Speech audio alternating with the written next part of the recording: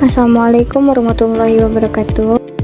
Di sini saya akan menjelaskan materi pengantar studi pemikiran Islam dengan judul Pemahaman Islam secara tekstual dan kontekstual dengan dosen pengampu. Yang pertama, Bapak Dr. Lukmanul Hakim MAG. Yang kedua, Bapak Rahmat Trihadi MAG.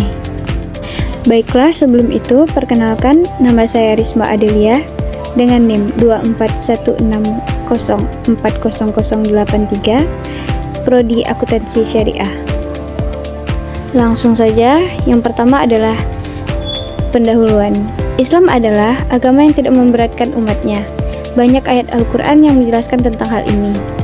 Ajaran Islam selalu relevan di sepanjang zaman. Oleh karena itu, maka diperlukan pemahaman Islam secara tekstual dan kontekstual. Islam tekstual adalah Islam yang memahami berorientasi pada teks dalam dirinya.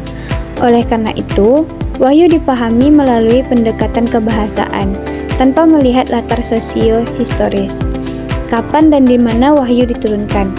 Sedangkan Islam kontekstual adalah Islam yang dipahami sesuai dengan situasi dan kondisi di mana Islam itu dikembangkan. Pengertian tekstual dan kontekstual. Pengertian tekstual. Kata teks dalam bahasa Arab disebut nas. Telah dipakai dalam wacana keilmuan Islam klasik, khususnya dalam bidang hukum Islam. Sedangkan di kalangan ulama usul fiqh, nas berarti lafal yang hanya bermakna sesuai dengan ungkapannya, tidak dapat dialihkan pada makna lain. Yang kedua, pengertian kontekstual. Kontekstual dalam Kamus Besar Bahasa Indonesia diartikan sebagai bagian suatu uraian atau kalimat yang dapat mendukung atau menambah kejelasan makna, atau dengan pengertian lain, situasi yang ada hubungannya dengan suatu kejadian. Ciri-ciri pemahaman Islam secara tekstual dan kontekstual. Ciri-ciri pemahaman Islam secara tekstual sebagai berikut. 1. Melakukan pengkajian nahwiyah atau bacaan yang berbeda-beda. 2. Melakukan pengkajian asal-usul bahasa dengan melansir syariat-syariat Arab. 3.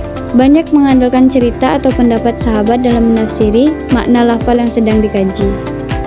Selanjutnya, ciri-ciri pemahaman Islam secara kontekstual sebagai berikut. 1. Memahami Al-Quran dalam konteksnya serta memproyeksikannya kepada situasi masa kini.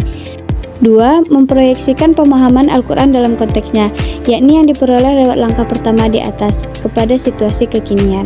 Sebelum proyeksi dilakukan, kajian mengenai situasi kekinian yang berkaitan dengan tema atau istilah yang dibahas harus dilakukan terlebih dahulu. Contoh pemahaman Islam secara tekstual dan kontekstual. Dalam pemahaman tekstual, praktik tafsir lebih berorientasi dalam teks yang terdapat pada dirinya.